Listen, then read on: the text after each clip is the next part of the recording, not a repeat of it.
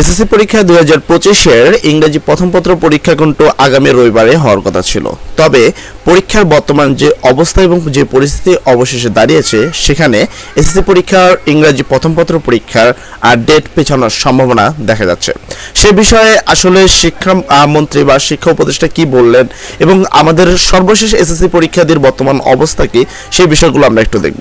দেখো, সর্বপ্রথম যদি আমি বলি যে কি কারণে এসএসসি পরীক্ষা পেছানো হতে পারে এবং বিশেষ করে প্রথম পত্র ইংরেজি প্রথম পত্র পরীক্ষাটি ডেট কিন্তু আবারও চেঞ্জ হতে পারে। আর বিশেষ কারণ দেখো, এসএসসি পরীক্ষার যে কেন্দ্রগুলো রয়েছে সেই কেন্দ্র কিন্তু অগ্নিকাণ্ড দিয়ে পুড়িয়ে দিয়েছে একাধিক কক্ষ, অর্থাৎ এসএসসি পরীক্ষার অনেকগুলো কক্ষতে এসএসসি পরীক্ষার্থীরা কিন্তু পরীক্ষা দিতে পারছে না এবং অনেক শিক্ষার্থীরা রয়েছে যারা কিন্তু অর্ধবার্ষিক পরীক্ষার যে সিলেবাস মানে তোমাদের যেই অ্যাডমিট কার্ড সেটাও কিন্তু তারা পায়নি। এটা যদি আমরা নিচে দেখি, পরীক্ষার কেন্দ্রে পরিদর্শন শেষে ফেরার পথে সড়কে প্রাণ গেল শিক্ষকের। এক শিক্ষকের যখন তোমাদের পরিদর্শকরা যখন কি পরিদর্শক করছিল, তখন তিনি ফেরার সময় কিন্তু তার প্রাণ গিয়েছে। এবং সবচেয়ে বড় কারণ হলো এসএসসি পরীক্ষার বাংলা পরীক্ষা কিন্তু অনেক শিক্ষার্থী অনুপস্থিত রয়েছে। এসএসসি পরীক্ষার প্রথম দিনে বরিশালের একটি কেন্দ্রেই অনুপস্থিত 1033 জন, বহিষ্কার 2টি কেন্দ্র। তার নিচে যদি খেয়াল করো, দেখো এসএসসি পরীক্ষা যেই রয়েছে মোমবাতির আলোতে এসএসসি পরীক্ষা দিতে হয়েছে অনেকগুলো কেন্দ্রতেই। তো বিশেষ অনেকগুলো কারণ রয়েছে যার কারণে এসএসসি পরীক্ষা কিন্তু পিছাবে, অর্থাৎ ফার্স্ট পেপার পরীক্ষাটা পিছাতে পারে। তুমি যদি খেয়াল করো, এখানে দেখো, এখানে বলা হয়েছে এসএসসি ও সমমানের পরীক্ষার প্রথম দিনে অনুপস্থিত প্রায় 27,000 শিক্ষার্থী, অর্থাৎ 27,000 শিক্ষার্থী কিন্তু অনুপস্থিত ছিল। এবার কথা হলো, এই যে 27,000 শিক্ষার্থী অনুপস্থিত, তাদের হবে কি?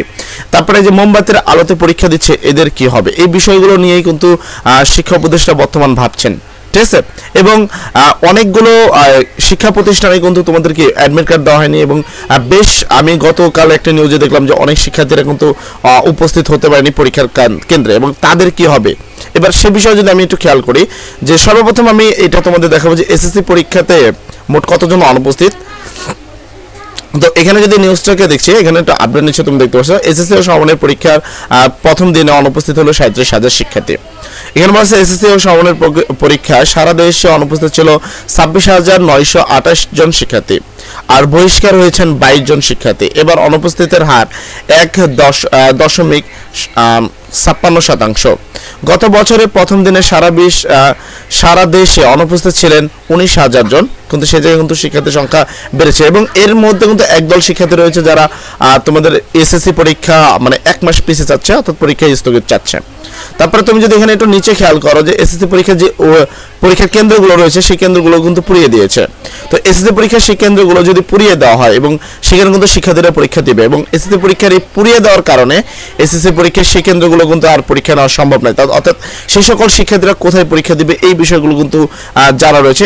অযথা মানে এই বিষয়গুলোকে সর্বোচ্চ কনফার্ম না করা পর্যন্ত এসএসসি পরীক্ষার ইংরেজি প্রথম পরীক্ষা আজও কি হবে কি হবে না, সে বিষয়টা যদিও শিক্ষা উপদেষ্টা বা বোর্ড কর্তৃক এখনো এই বিষয়টা নিয়ে কোনো কিছু বলা হয়নি, তবে আমার যতটুকু ধারণা এসএসসি পরীক্ষার বা যে কোনো কিছু পরীক্ষা, বিশেষ করে ইংরেজি প্রথম পত্র পরীক্ষাটি পিছাতে পারে। বিশেষ করে ঠাকুরগাঁয়ে যারা রয়েছে, ঠাকুরগাঁয়ের যে সকল কেন্দ্র রয়েছে পাবলিক স্কুল অ্যান্ড কলেজের, সেই সকল পরীক্ষার কিন্তু অগ্নিকাণ্ড ঘটানো হয়েছে।